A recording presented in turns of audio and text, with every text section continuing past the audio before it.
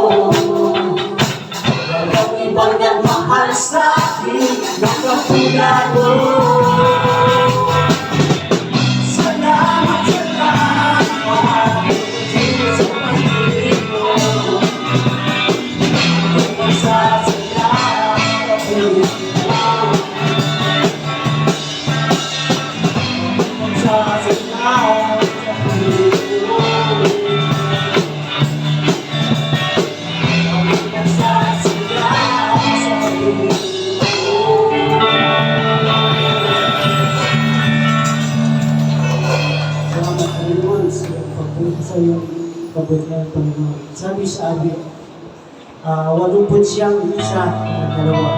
Pag-ibig mo, Yahweh, na di nagmamaliw.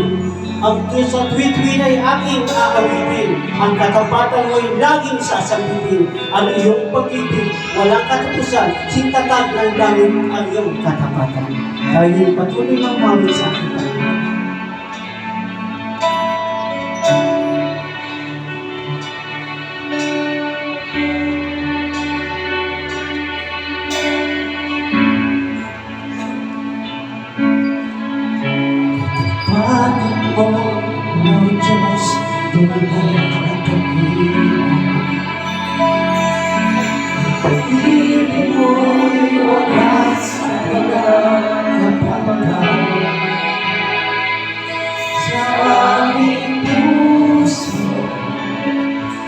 amin buhay, mabuhay pagsanayaan.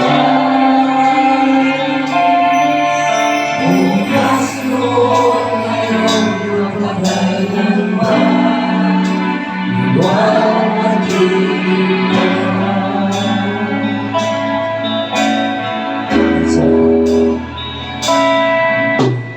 Itapatan mo ang Diyos ko na nagkatilan. Ang pag-ibig mo'y wagas sa kanyang kapangkan. Sa aming puso, sa aming buhay, pamulit at sa mga iyalay. Bukas noon, ngayon, ang pagkailanman, iwan at iwan.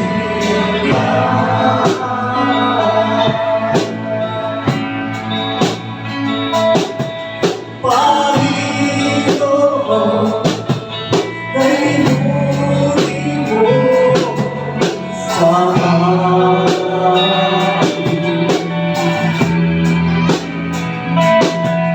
Ikaw lamang ang tanging ko sasawahin.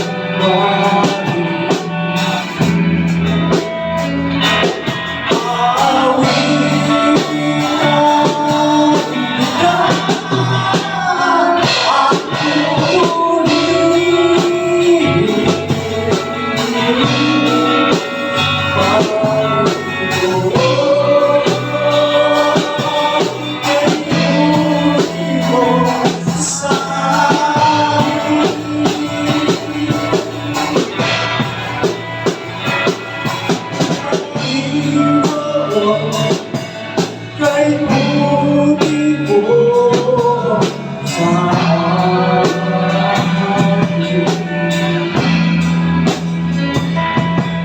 Ikaw lamang ang tanging ko sasawahin.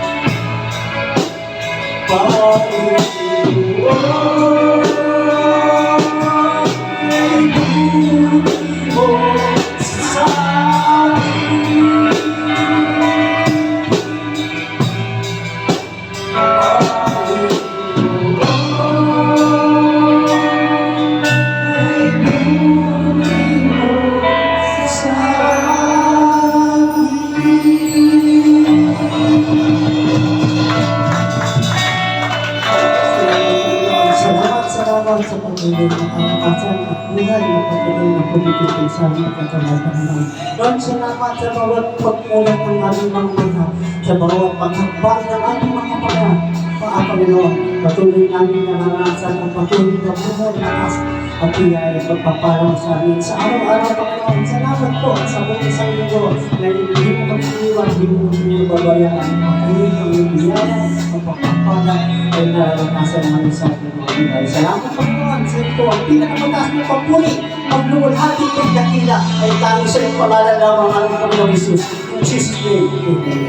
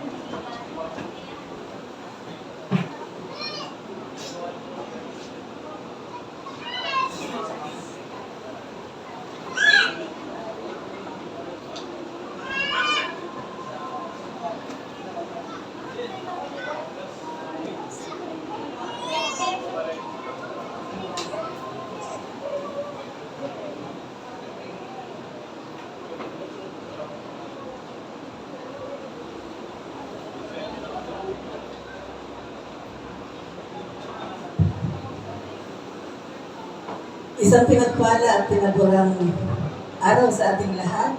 Amen? Palapakan po muna natin ang ating Diyos na buhay. Bago tayo magsimula, muli pakibati ang inyong mga katabi ng 2 thumbs up. You are Charito.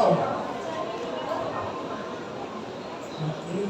Sa first time pong nakarinig ng word na Charito, ito po ay isang Griegong salita na ang ibig sabihin kapag ikaw ay na kay Kristo, ikaw ay pinagpala at pinaburan. Amen? Pinagpala at pinaburan ka, hindi dahil sa iyong pagpupursige, hindi dahil sa iyong sariling gawa. Pinagpala ka dahil sa tinapos na gawa ni Kristo na iyong tinanggap sa iyong buhay. Amen po ba? Muli po, palapakan natin ang ating Panginoon. Bago po tayo magsimula, sino ang may mga puso dito? Ang mundo ay nag-celebrate ng Valentine's Day.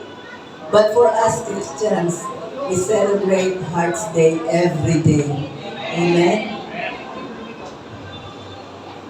And the greatest love of all is not our love for anyone, but it is about the love of God that He has bestowed upon us through our Lord Jesus Christ. Amen? Amen. At tayo'y nakakapagmahal. Na ibibigay natin ang pagmamahal dahil siya ang unang nagmahal sa atin. At sabi nga ng kanta, siya lamang ang tunay na nagmahal. Siya lamang ang tapat. Wala na pong ibang tapat. Every day. Amen? Kundi ang Diyos lamang sa pamamagitan ni Kristo. And if we are going to talk about ito pong tradisyon ng mundo, sabi nga ng Biblia, magbago na kayo ng pag-iisip. Be transformed by the renewing of your mind. Amen? We celebrate Hearts Day every day dahil ang puso lagi natin nandyan yan palagi at nandyan si Kristo. Amen? And only He can fill that certain space, that vacuum in the place of our heart that no one can ever fill. Only Christ Jesus. Amen po ba? So, let's be transformed. So, wala akong intention na i-preach ang tungkol dito sa ginagawa ng mundo. Pero, we believe na tayo ay kaibig-ibig. Kasi sa mundo, mamahalin ka dahil may mga kwalifikasyon ka. Pero sa Diyos, wala. He only can give us the perfect love through our Lord Jesus Christ. Amen? So, sabihin mo sa iyong katabi, every day is Hearts Day. Every day is Hearts Day. Happy Hearts Day. Hearts Day. I love you with the love of the Lord. Amen. Palapakan natin ang ating Panginoon. So before we start, let's commit this learning time to the Lord. Dakilang Diyos, aming Ama, ang makapangyarihan sa lahat. Maraming salamat po sa aming Panginoong Jesus na siyang nagbuhos ng pagmamahal sa amin sa pamamagitan ng krus na kanyang binata para sa amin. At kami, Panginoon, na naglagak ng pananampalataya, tinanggap namin siya bilang Panginoon na tagapagligtas. Every day, Panginoon, nararanasan namin ang pag-ibig mo. Maraming salamat, Lord, sa araw na ito. Indeed, O God, to inhabit the praises of your people. Maraming salamat because you are in the midst of us, Panginoon. Hayaan mo ang iyong banal na Espiritu ang magturo sa amin. Buksan ang aming mga kaisipan, matuto at may pamuhay ang aming mga pag-aaralan sa umaga nito. Sa iyo lamang, Panginoon, ang pinakamataas na papurit pagsamba sa pangalan ni Jesus. Amen, amen, amen. Okay, so this is the touchdown. Touchdown saan po? Sa ating pagbagtas. Sa sulat ni Santiago sa mga mananampalataya. Ito po ay isinulat niya. Ang Book of James po ay isinulat niya sa mga Jewish Christians. Samantalang si Paul po, ang sulat niya ay nakapatungkol sa mga Gentiles. So, bakit po applicable ang Book of James sa atin? Sapagkat po, tayo po ay mga Kristiyano. Isinulat niya ito sa panahon na may persecution ng mga Christian, and we believe na para rin sa atin ito. At ito ay practical application sa pang-araw-araw na buhay. Kung maalala nyo, lahat ng pinag-aralan natin dito ay pinag-aralan natin yung practical application sa pamamagitan ng sulat ni Santiago. So, ang sulat ni Santiago ay nagpapakita ng authentic characteristics of authentic, tunay, genuine na pananampalataya. Ito po ay may ilang chapters po? 5 chapters. At isipin niyo, yung 5 chapters na yun, tinalakay natin ng ngayon pang 21 at ang pinakalas po. Next Sunday, series 22. Kaya sabihin mo siya yung katabi, tapusin mo ah. Amen? So, ang sabi ni, counting review lang pero mabilis lang ito. Ang sabi ni Santiago, ang totoo na pananampalataya, simula na ikaw ay maging mananampalataya, sigurado na ikaw ay makararanas ng mga pagsubok. At yan ay tinalakay sa chapter 1, simula sa verse 2 hanggang 18. So, totoo po ba na tayo ay dumadaan ng mga pagsubok? Amen. So, tinuruan tayo ni Santiago. At tinuruan niya rin tayo na kung tunay ang ating pananampalataya, kailangan may pagsunod. Amen po ba? Sumusunod po ba tayo? At kung tayo ay sumusunod, hindi tayo dapat nakikitaan ng mga diskriminasyon. Tama po ba? We look at each one fairly and squarely. No favoritism. Sabihin mo sa katabi mo, walang paborito. At ang tunay na pananampalataya, kung yung pananampalataya na i-deposito sa iyo, iyan ang magbibigay sa iyo ng kakayahan, ang biyaya niya na ikaw ay makagawa. Amen po ba? Ang sabi kasi, faith without works is dead. No. Kung totoo ang pananampalataya, ito ang ugat at ang bunga niyan ay mabubuting gawa. Amen po ba? So, nasa atin ang pananampalataya, kaya nakikita sa ating mga buhay, ang fruit niyan ay gawa. So, sa pamamagitan ng paggawa, kailangan mayroong pagkontrol ng dila. Amen. Mahinang sagot. Dapat alam natin kontrolin ang ating mga dila. Tama po ba? Diyan nagkakaroon ng mga problema eh. Yan ang simula ng maraming problema. At ang totoong pananampalataya, merong wisdom. May karunungan. Kasi yung karunungan hindi sa atin yon. yung karunungan ay idiniposito na sa ating born again spirit ng Diyos. Amen po ba? At kung ikaw ay may karunungan, marunong kang magpakumbaba, nakikita sa atin ang pagpapakumbaba. Isa rin yan sa nagiging problema kasi pataasan. Pero kailangan may pagpapakumbaba. At palagi na tayo ay nagtidepende sa Diyos. Meron tayong patience kasi alam natin na yung mga binabata natin may pag-asa sa bandang huli sapagkat siya rin yung magbibigay sa atin. Amen? At ang totoong pananampalataya na i-strengthen ng ating prayer. Last week, remember, ang topic natin about prayer ni Pastor Nicky. And last, kailangan kahit yung mga kapatid na nariringgan natin ng mga reklamong, mga earring brothers, walang kakontentuhan dahil nasa atin ang tamang gawa, kaya po natin silang mahalin. Amen? Dahil alam natin na tayo man ay nagkakamali. Amen? So, hindi pantay-pantay ang ating pagkaalam. So, hayaan nyo, nasa pamamagitan ng simpleng walk through that ating chapters 1 to 5. So, ngayon sabi ko nga touchdown. So, spiritual maturity part 1 sa Book of James. Ito po ay summary na lamang ng chapter 1 to 5. May mga tatalakayin tayong mga versikulo, pero makikita natin nandito yung summary. So, walang pag-aalinlangan na ang pinaka-number 1 po na cause ng relational problem sa buong mundo is what? Ano kaya ang pinaka-number 1? Bakit nagkakaroon ng relational problem? Bakit kaya? Bakit kaya? So, nagtatanong kayo, ano nga ba ang problema ng mundo? Bakit merong relational problem? Ang pinakaugat po ay immaturity. Immaturity, exhibiting less than unexpected degree of maturity. Yung ini-expect mo sa tao na dapat ganito na siya, ganyan na siya, ay hindi mo makikita emotionally o sa lahat ng antas ng kanyang ginagawa.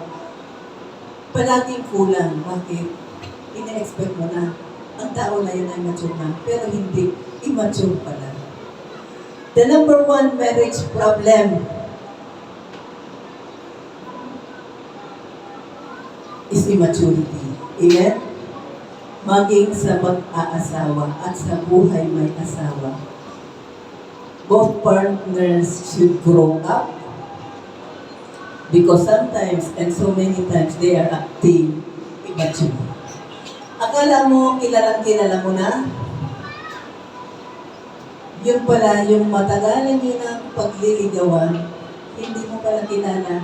And suddenly, na magsama kayo, uy, may mga immaturities ka pala, makikita.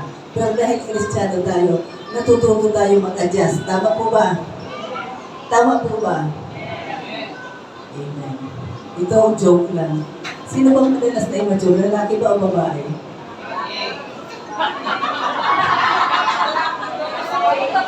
Si Ate Eden. Ano po? Ay, Kuya Rogelio, ano ba yan? Pero thank you so much, Kuya.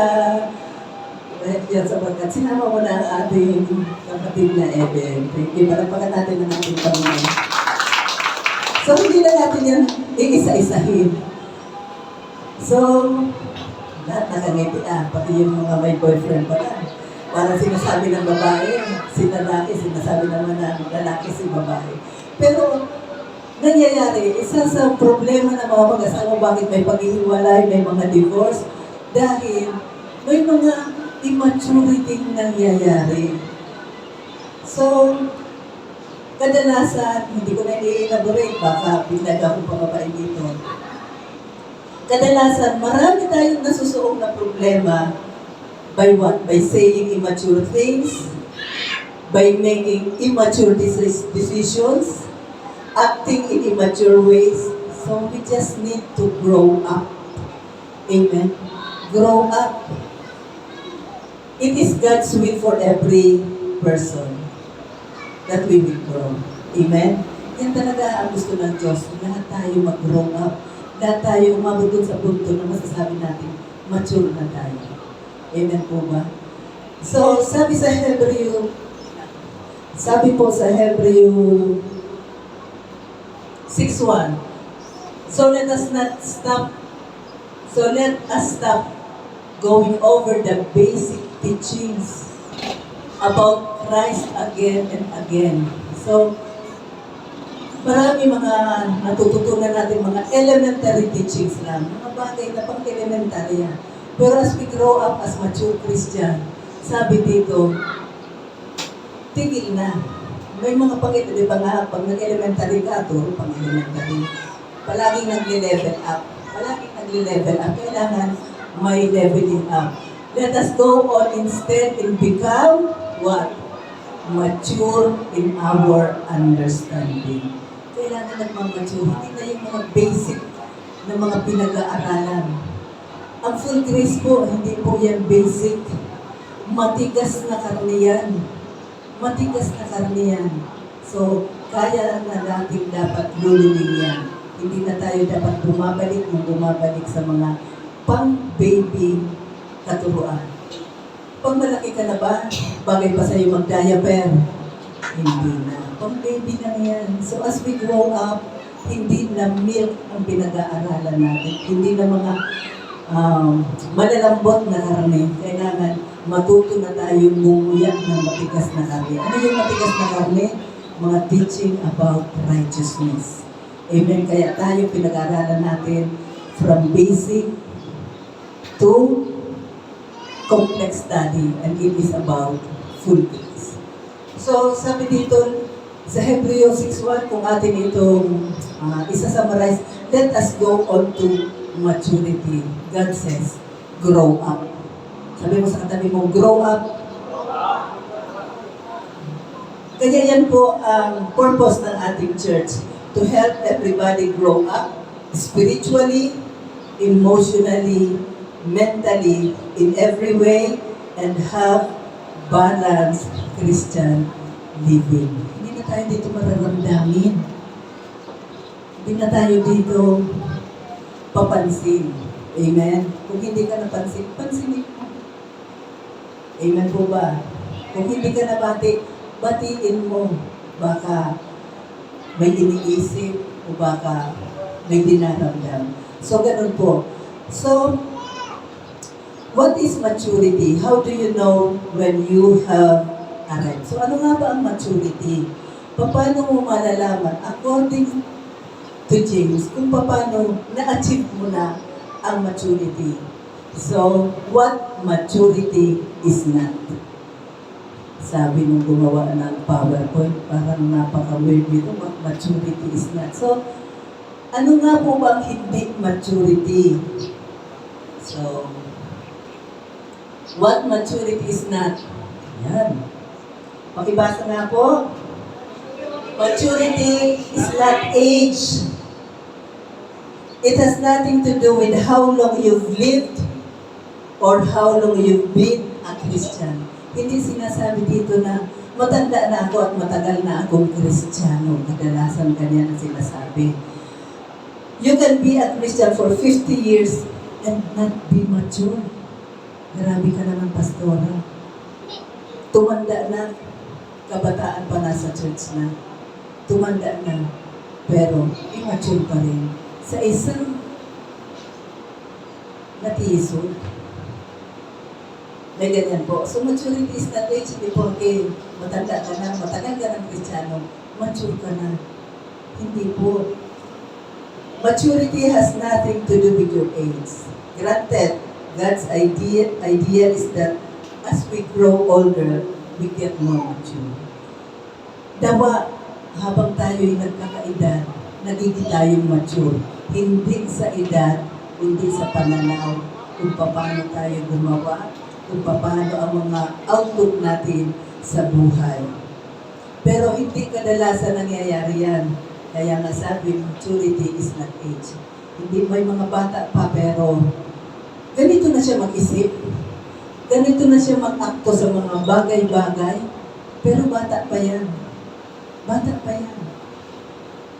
Meron naman na hindi mo inaakala, magulang na, ibig sabihin ng magulang, hindi mga parents, may edad na, pero immature pa rin. Amen po ba? Nakaka-relate po ba kayo sa akin? May mga ganyan po. Number 2, maturity is not appearance. Amen? So, some people just look mature. May mga tao na pag tinignan mo, mature na to. Mature na to. Pag tinignan mo, akala mo spiritual kesa sa iba. Para silang kagalang-galang, kapitak-pitagan, dignified. Yun pala akala mo lang. Kasi akala mo, banal. Pero makikita natin ang totoong spiritual, hindi pala, na-prostrate ka. So, pag sinabing maturity, hindi sa edad, hindi po sa hitsura. Kasi may mga mukha matanda lang, pero hindi pa pala ganun ka-mature. Hindi po ba? Number 3, maturity has nothing to do with achievements. Oo nga, matagumpay na siya. Marami na siyang na-accomplish. Pero, immature pa rin.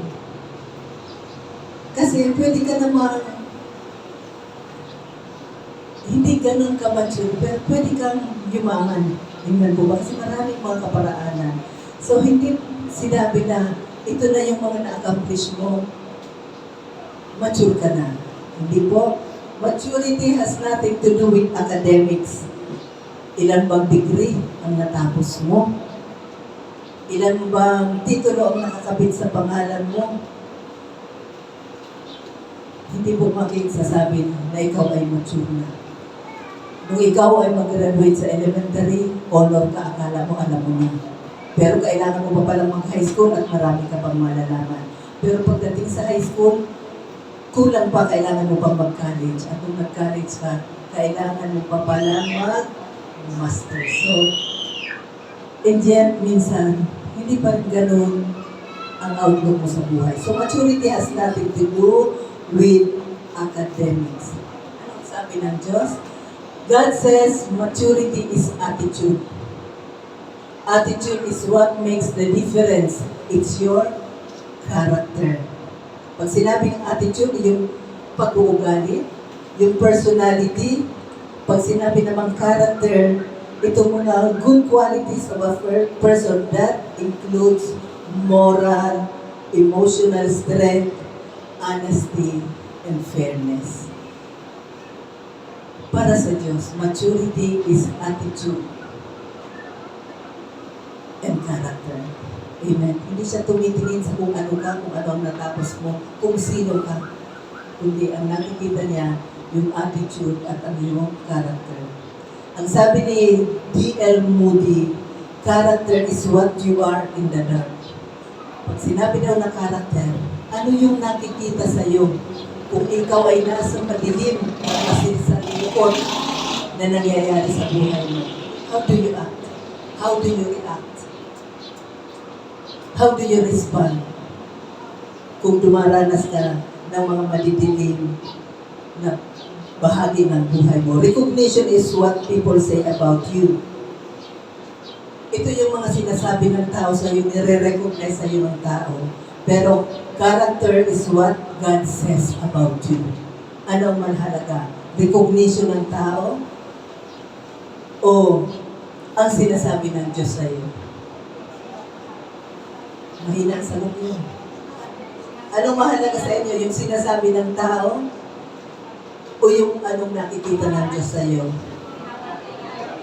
And so God says, it's your attitude that determines whether you're mature or not. Yung character mo, yung attitude mo, yan ang magsasabi kung ikaw talaga ay mature na. Amen? So, God wants us to grow up and have Christ-like attitude. Alam niyo ang Christianity? Kaya nga, Christianity, saan ang galing na ugat na salita? Christ. Yan ang gusto ng Diyos. Makita sa atin yung Christ-like attitude. Wala naman ibang goal ang Christianity. Mabago ka, magkaroon ng Christ-like attitude. Ano po ba ang attitude ni Christ? Hindi na natin kailangan isa-isahin. But this is the goal of God for us to be Christ-like. Amen po ba? At the end of the day, walang magka-count, kundi kung ano ang iyong character, ano yung attitude mo. And God wants us all to grow up, hindi bigla. Ang pagiging born again, ang pagbabago po, sinasabi ko sa inyo, hindi instant na ngayon tumanggap, bukas banal na yan. Hindi po. Gradual change. Gradual. Unti-unti, huwag nating hanapan ng instant na pagbabago. Kaya nga kailangan natin maging pasensyoso. Amen? Kasi may kanya-kanya tayong level of understanding. Level of maturity. Huwag mong i-underestimate. Dapat alam niya na yan. Kasi graduate na siya eh. Kasi sometimes it is not the case. Amen? Kasi nandun pa rin yung pride minsan. Kaya, huwag tayong mag-judge. Natutunan natin sa sulat ni Apostol ni Santiago, do not judge. Ang pwede lang mag-judge sa atin, ang Diyos. Amen po ba? Palapakan natin. How do you measure spiritual maturity? Not by comparing yourselves to other people, but by comparing yourself to the Word of God. So, paano mo masusukat ang spiritual maturity? Not by comparing yourself to other people. Sometimes, may mga topic tayo dito na maiisip natin, sasabihin mo, dapat si brother, dapat si sister nandito para narinig niya yan. Kasi siya, ganito, ganyan. Nag-judge ka na. Sabi dyan, do not compare yourself to other people, but by comparing yourself to the Word of God. Anong sabi ng salita ng Diyos? Ang salita ng Diyos ay salamin. Sumasalamin tayo dyan, saka natin nakikita kung ano ang dumi sa ating mukha. Doon natin titignan, hindi sa ibang tao. Amen po ba? Not by comparing yourself to other people, but by comparing yourself to the Word of God. Kailangan sa pagbabasa natin ng Biblia, dapat yung sarili natin ang nakikita natin. Ano pa ba ang dapat kong baguhin? Uy, mali pala ako sa area na ito. God, ano ang gusto mong baguhin ko? Sa iyong biyaya, hindi sa aking kakayanan, hindi sa biyaya mo lamang ako ang mababago. Amen? Amen. So, mature sa Greek word po, yan po ay teleaos. Literally means mature, complete, and perfect. Yan po ay 5 beses na nabanggit sa sulat ni Santiago. James is a manual on how to be mature. Kung meron kang mababasa sa New Testament para matutunan mo ang pagiging mature, yan po ay sa Book of James. So si Santiago po ay nagbigay ng 6 marks of maturity. Ayan po. Number 1, mainly positive in life. Kailangan positibo ka sa buhay. Amen. Sa mundo na ginagalawan natin, na marami na ang nagbabago at hindi paganda ang nangyayari. Lahat na lang tumataas, walang bumababa. Amen? Maging pa rin tayong positibo. Kaya po ba? Kaya po ba? Kasi naniniwala tayo ng Diyos natin sinasabay, hindi nagpapabaya. Amen? Hindi nagpapabaya. So, kailangan maging positibo. Santiago 1:2 hanggang 4, mga kapatid ko, Ituring ninyong buong kagalakan kapag kayo'y nakaharap sa sari-saring pagsubok. Yamang inyong nalalaman ang pagsubok sa inyong pananampalataya ay nagbubunga ng pagtitiis. So, ang sabi niya, maraming pagtitiis kasi maraming pagsubok. At inyong hayaan na malubos ng pagtitiis ang gawa nito upang kayo'y maging sakdan at ganap na walang anumang kakulangan. So, napag-aralan nga natin sa mga pinakauna na maraming problema. At ang mga problema ay hindi natin maiiwasan. They are inevitable. They are unpredictable. Hindi inaasahan. They are variable. Maraming kulay yan. Multicolor ang problema.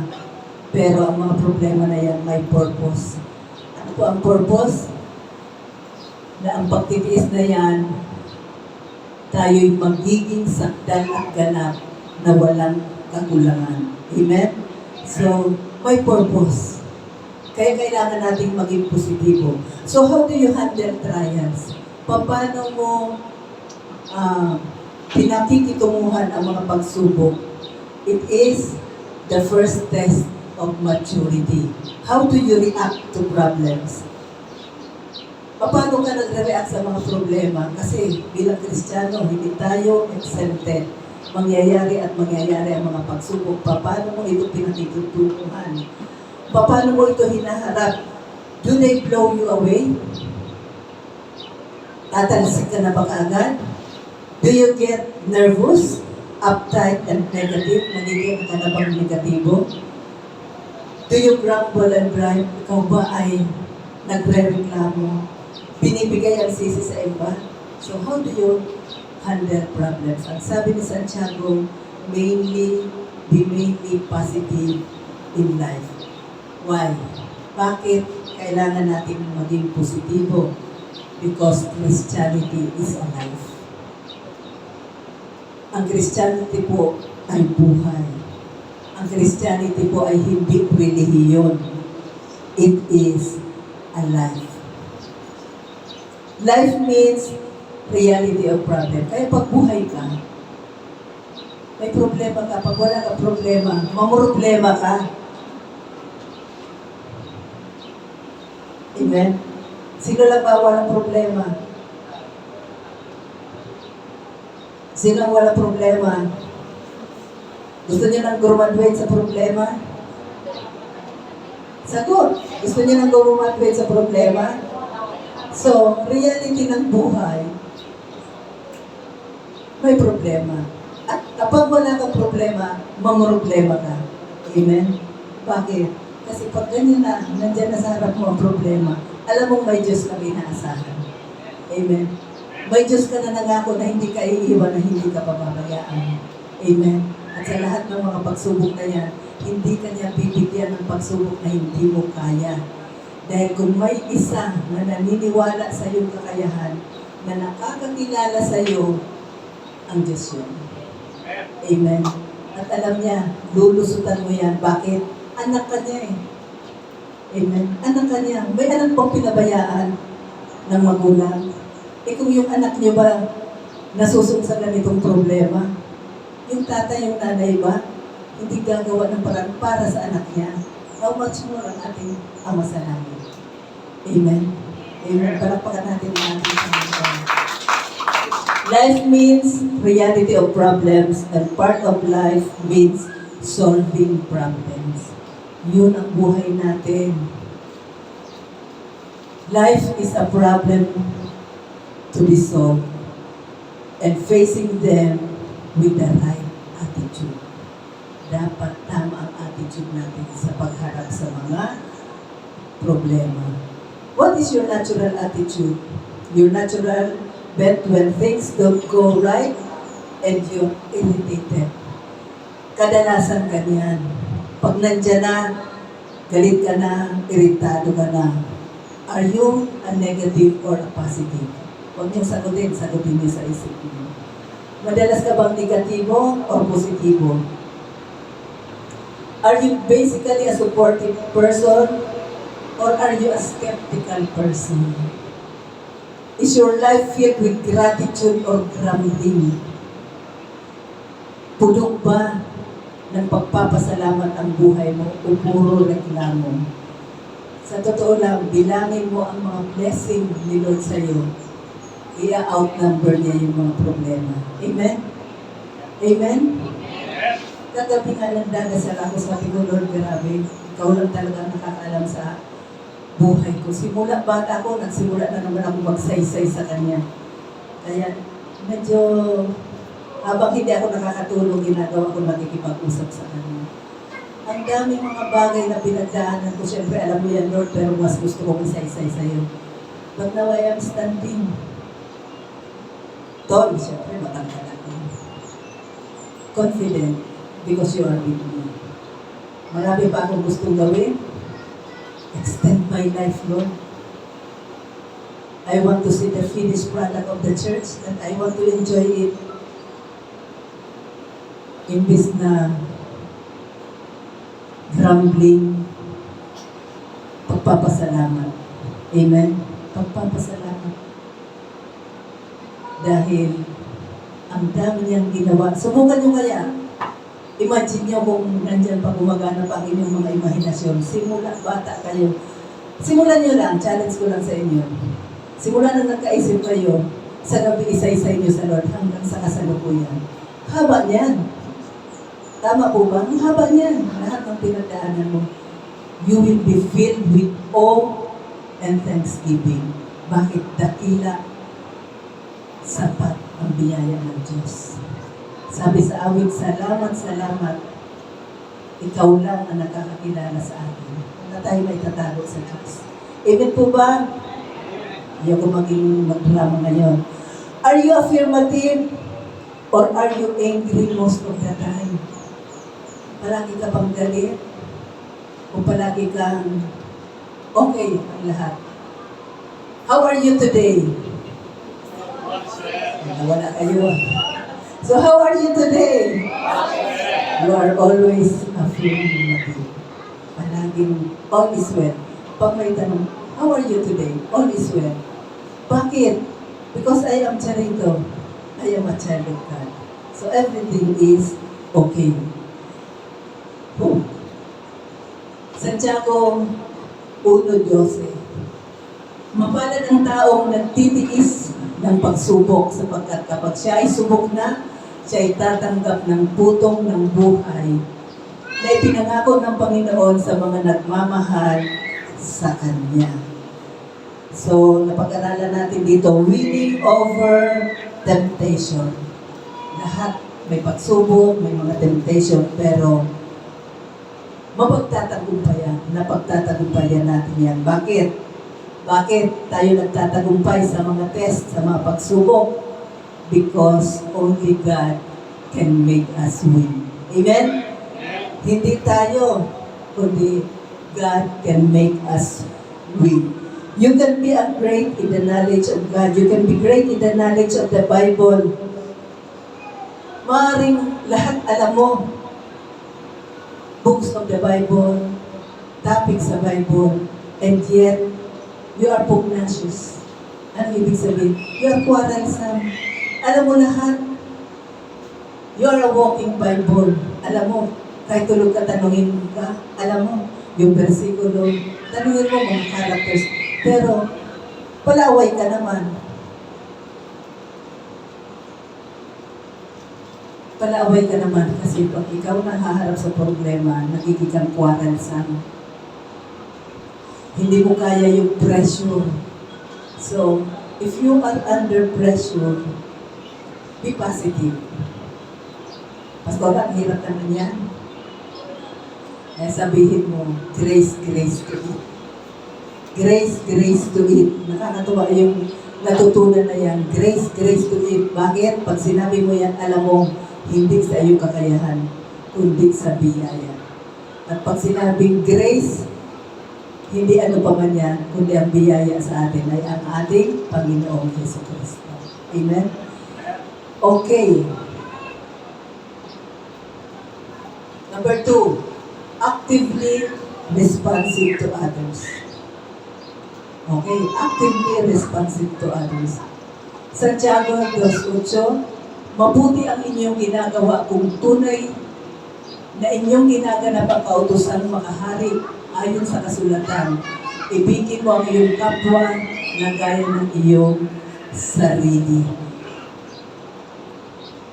Sa NIV, yung kautosang makahari, royal script, royal law.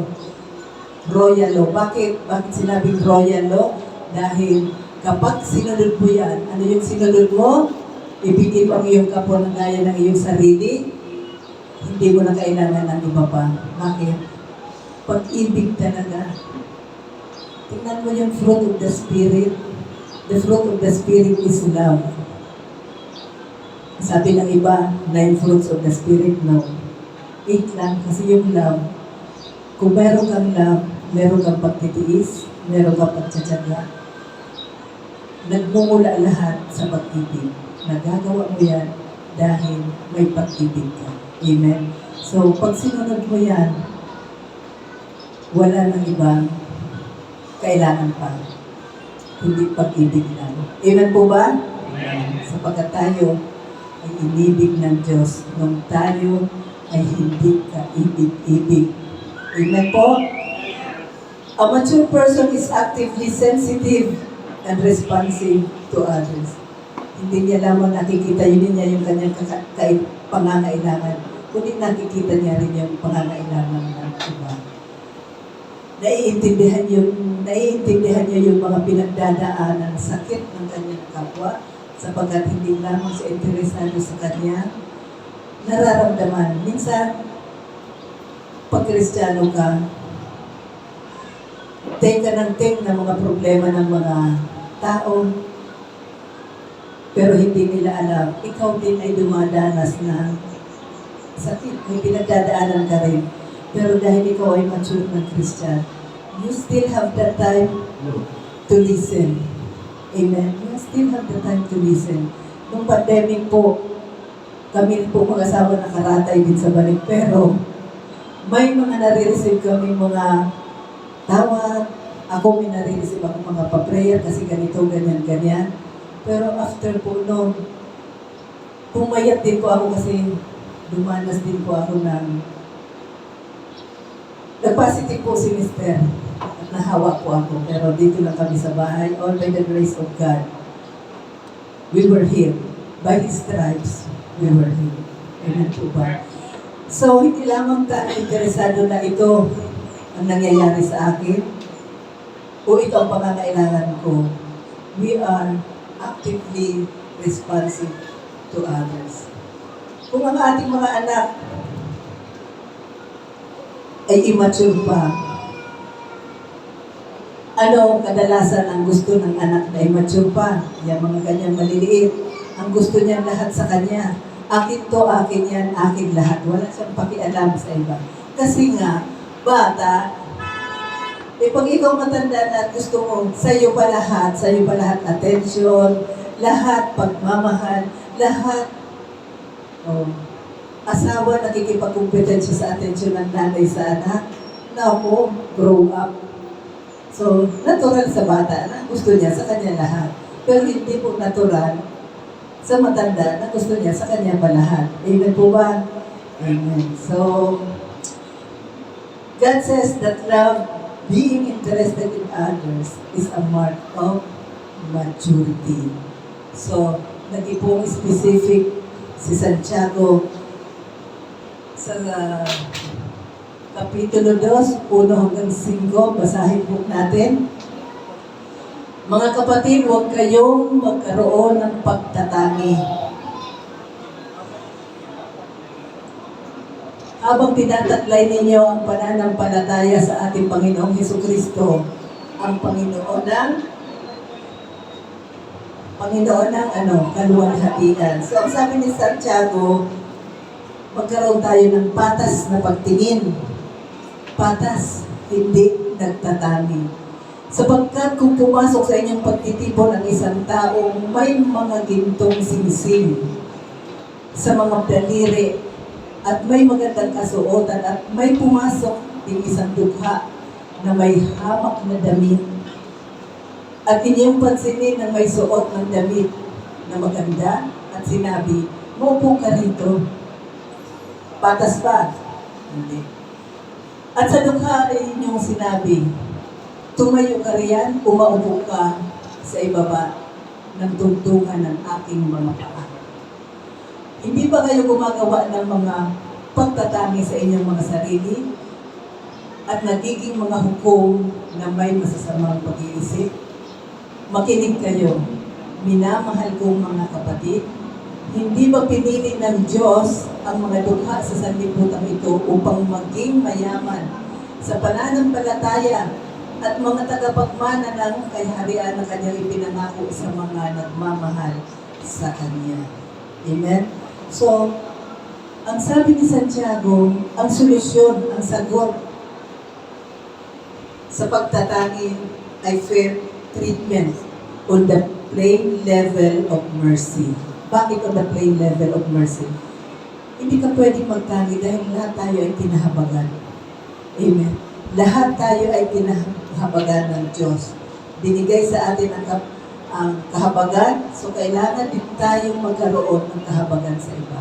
Dahil una tayong nakatanggap ng habag ng Diyos. So, building relationship means how you treat people. Don't show favoritism. Don't show favoritism. Dahil pagkaya mo na yan na hindi ka magpakita ng pagtatangi, hindi ka pa kumpleto. Bakit ka magtatangi? Lalo na sa church. Tayo dito ay pamilya. Amen? We are family. At ang pagtatangi po ay un-Christian, unloving, and unreasonable. So the second mark of maturity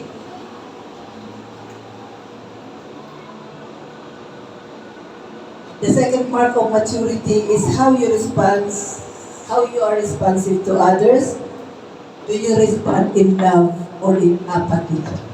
Ano yung kantang sinasayawan ngayon? Apathy. Alam ba nilang ibig sabihin nun? Wala kang pakialam.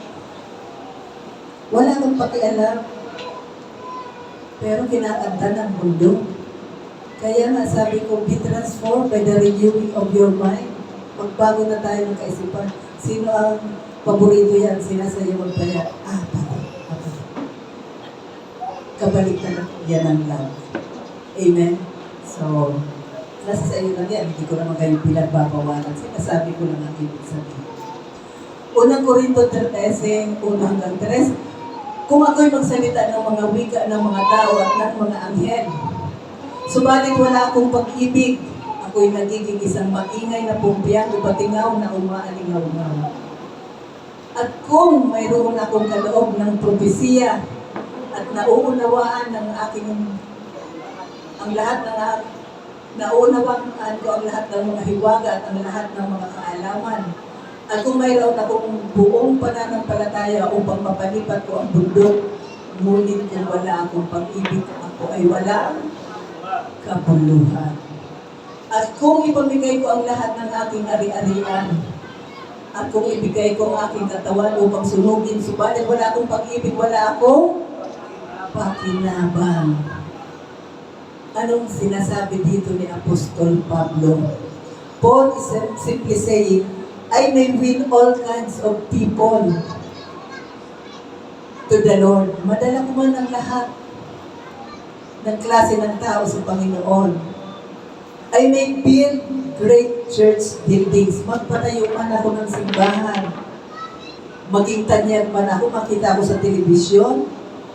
Ibigay ko man ang mga kayamanan ko sa mga mahihirap, pero kung wala akong pag-ibig, ako ay maingay lamang na pumpiyang. Amen. Umaalingaw-ngaw ka lang, pero walang kabuluhan. Amen. So, ganun kahalaga ang pag-ibig. Amen. Pag-ibig lang. Sabi mo sa katabi mo, pag-ibig lang. Pag-ibig lang talaga. Okay? M, mainly positive in life. A, actively responsive to others. Pangatlo, dito ako magtatapos, thoughtfully selective in words.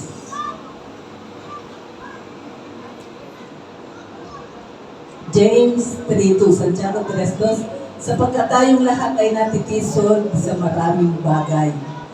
Kung ang sino man ay hindi natitisod sa pananalita, ito ay isang taong sakdal. Pag sinabing sakdal, mature. May kakayanang pigilan ang buong katawan. So, the third mark of a mature person is thoughtfully selective in what he says. Iniisip niya ano ang kanya sasabihin. Sabi dito, if you can control your mouth, you are perfect. Hindi dito sinabing perfect na ikaw ay hindi na magkakasala, hindi na magkakamali. The word perfect in Greek word is mature.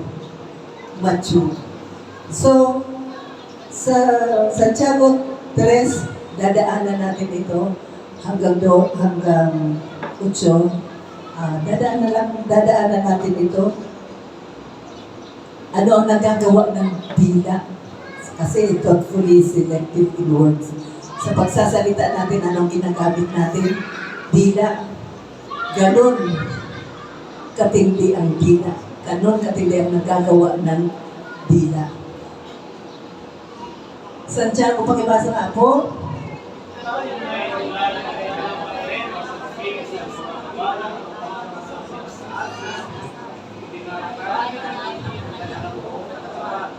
Tingnan ninyo ang barko bagamat napakalaki at tinutulak ng malalakas na hangin.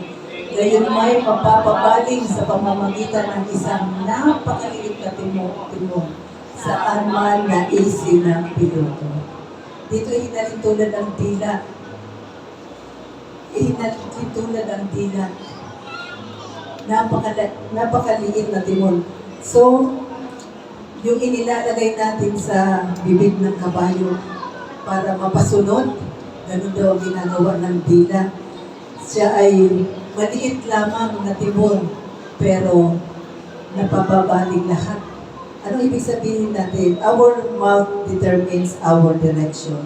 We shape our words, and then the word shape us.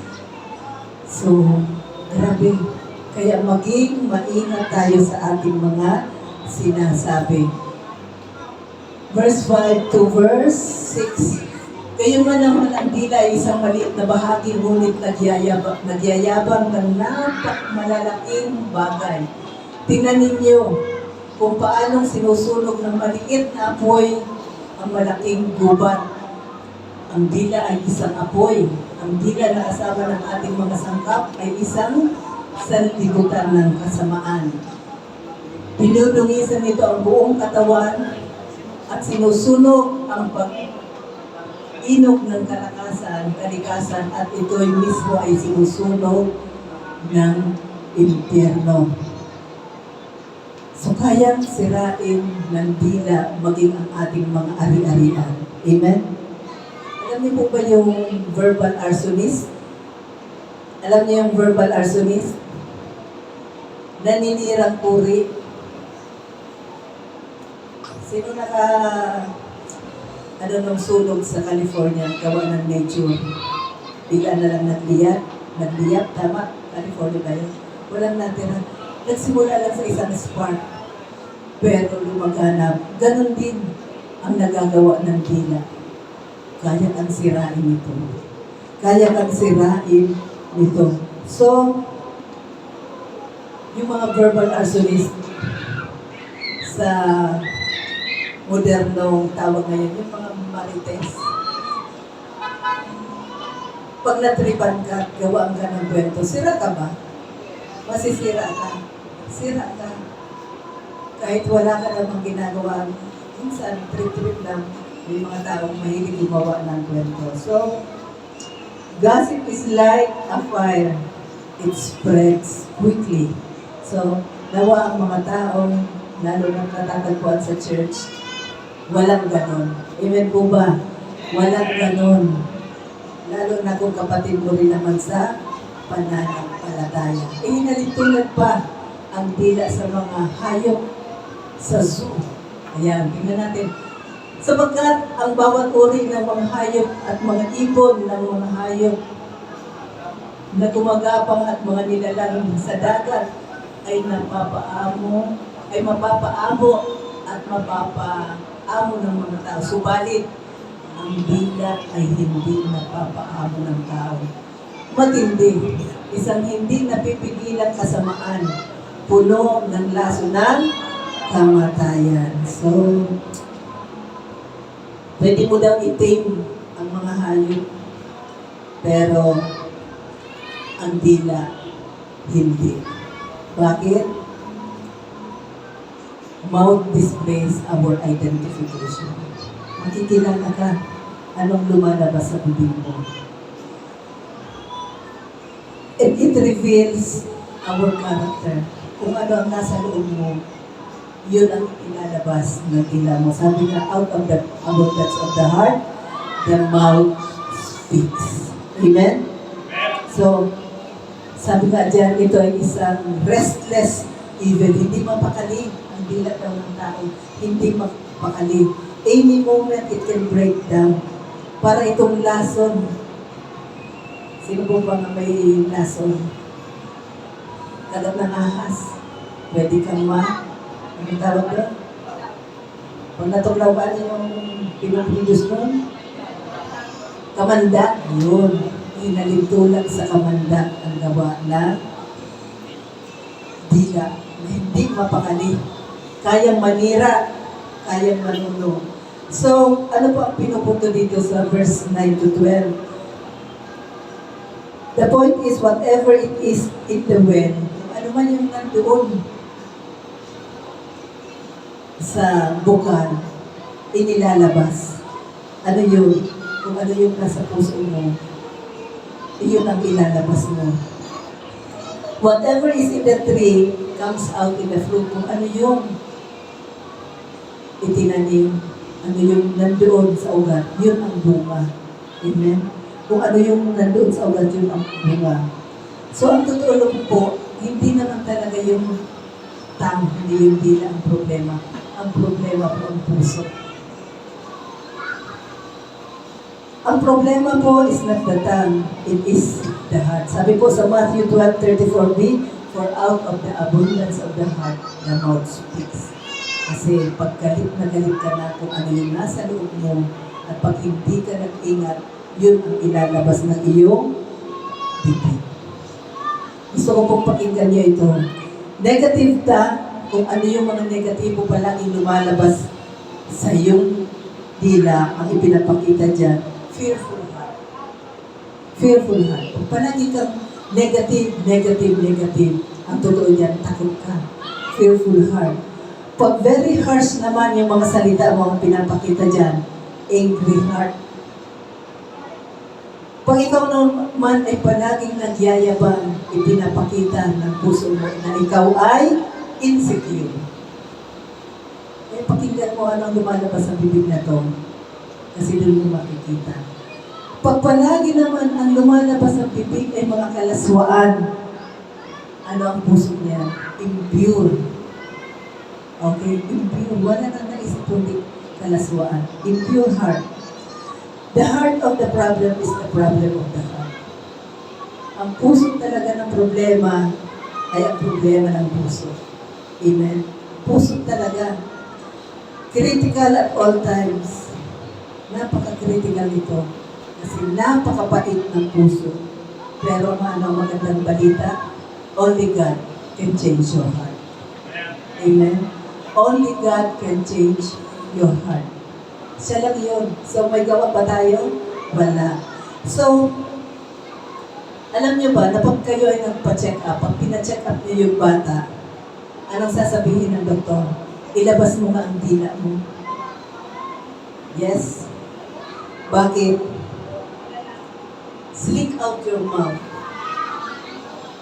Ginagamit ng doktor yung dila mo para ikaw ma-check up. Nakikita ng doktor ano ang problema mo sa iyong kalusugan. Ganon din sa pang-araw-araw mo.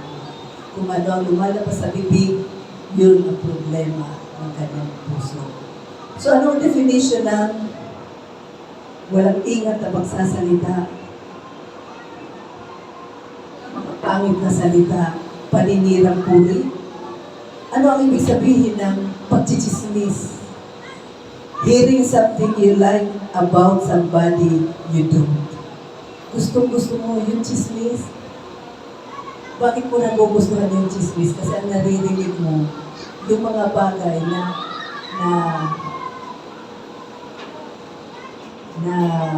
ayaw mo sa isang tao. Hearing something you like about somebody you don't. Interesado ka sa buhay niya. Bakit? Ayaw mo sa tao ito. Kaya gusto mo siyang sirahan. Amen? Kaya interesado ang tao sa mga chismis. So, self-control comes from tongue control. We get ourselves into so much trouble at what we say, and what we think, and what we speak. So, magkaroon tayo ng control sa kung ano ang mga sinasabi, kung ano ang ating mga iniisip, at kung ano ang mga ating sinasalita. Your tongue is a powerful force for good or for evil.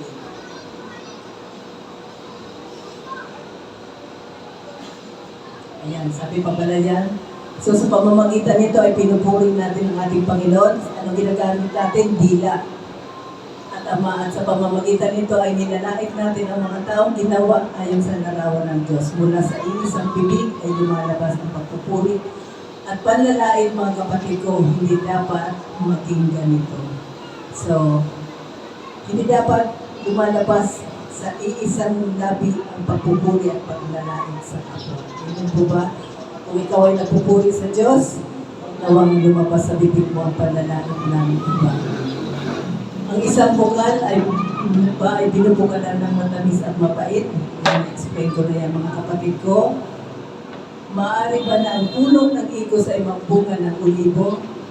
Unang mga igos ang puno ng ubas, hindi rin maaari daluyan ng tabang ang maalat na tubig.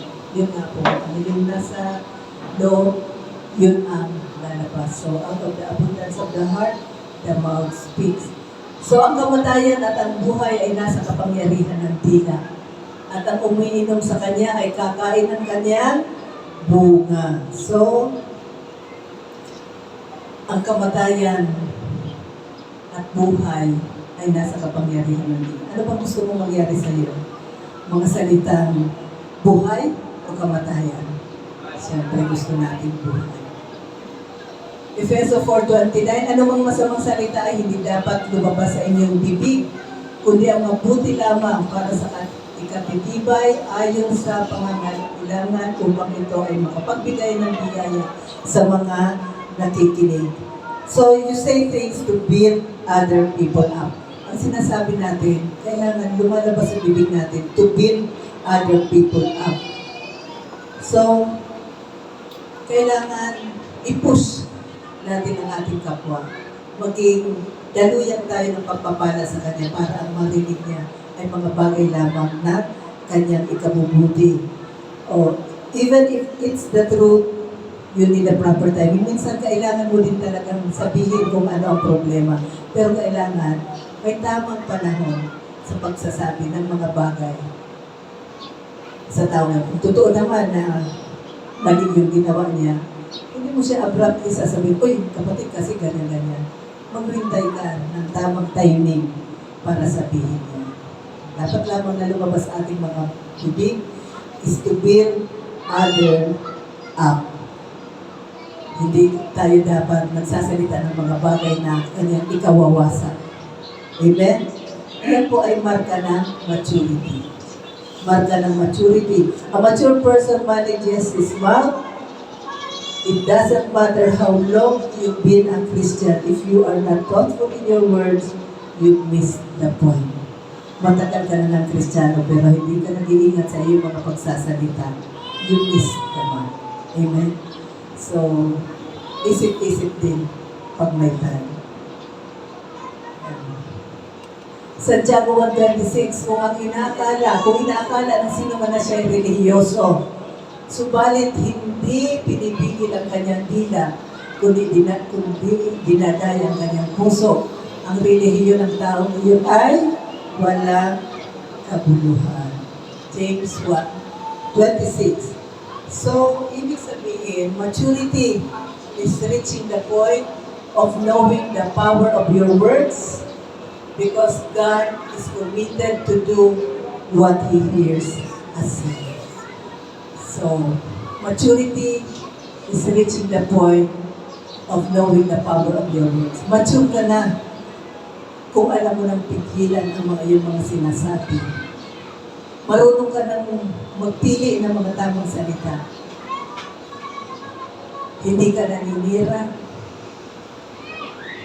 Hindi ka nagsisira.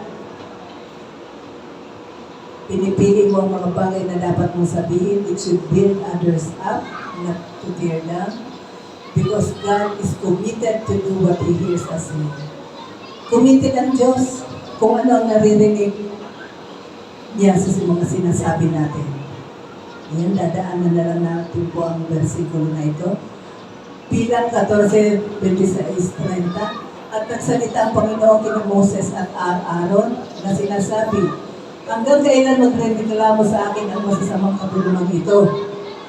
Aking narinig ang mga reklamo ng mga anak ni Israel na kanilang sinasabi laban sa akin. Sabihin mo sa kanila, ako'y buhay, sabi ng Panginoon. Kung ano ang sinabi ninyo sa aking pandinig, ay gayon din.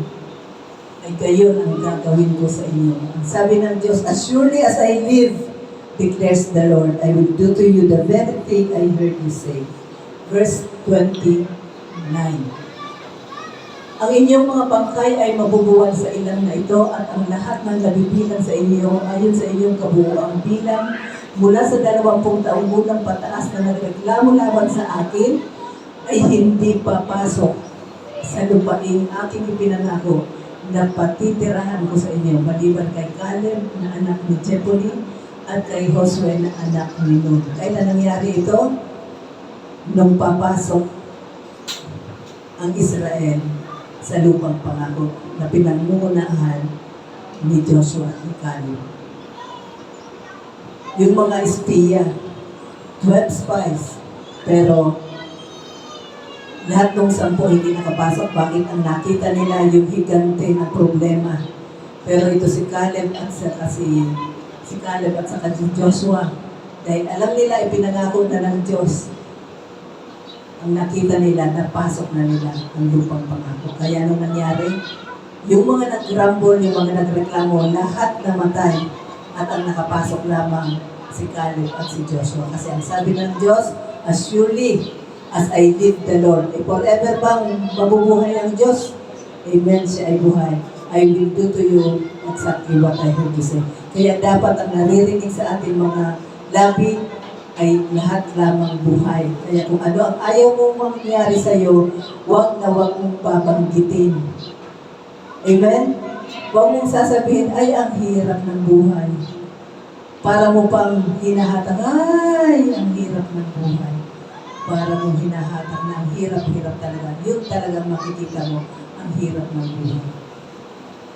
Ang dami mo ng sakit, yun pang sinasabi mo, we live by faith and not by sight. Speak positive. Sa iyong mga sugat, Panginoon, ako'y pinagaling mo. So, ano gusto nating marinig? Buhay na mga salita. Kasi sabi ng Diyos, as surely as I live, declares the Lord, I will do to you exactly what I heard you say. Mayroon pong isang pastor. Umaga, nag-preach pa siya. Ang sabi niya, okay na ako. Pwede na akong mamatay. Ay, nakikinig siya ng broadcast ni Bishop nung gabi. Nakikinig siya ng preaching ni Bishop. Pero umaga, nag-preach pa siya. Wala lang kaabog-abog. Sabi niya, ready na ako, Lord. That night, siguro walang ilang oras na pagsasalita niya. Kinuha na siya. Yun ang ibinuka ng kanyang bibig. Pinagbigyan siya, as surely as I live, declares the Lord, I will do to you exactly what I heard you say. Pero alam natin na siya ay nasa Panginoon. Amen? Amen. So, palagi natin deklara, ako ay malakas, malusog, masikla. pinagpala, pinaboran at mabubuhay ng mahaba. Ako ay Charito. Yan palagi, huwag niyong tatanggalin sa iyong mga salita. So, 6 marks of maturity according to James. Number 1, letter M, mainly positive in life. Actively responsive to others, thoughtfully selective in words. Actually, ang tatlo, next week, para mabuo ang salitang mature. So, action points. Number 1, be positive in your life. Positive lang tayo mga kapatid. Number 2, be responsive to others. Huwag ako, puro ako, huwag puro ako, huwag puro ako. And number 3, be selective in your words. Piliin ang mga sinasabi ko, piliin ang mga mabutawi sa inyong mga labi. At ang ating big idea, by grace, I am mature in faith. Pakiulit niyo nga po. Amen. So, palampakan natin ang ating Panginoon. Tayo po ay malalang dakilang Diyos na manaming makapangyarihan sa lahat. Maraming salamat, Panginoon. Muli kami yung tinuruan. Salamat, Lord, na ang mga bagay na ito, mga practical na bagay na pang-araw-araw nangyayari sa aming mga buhay.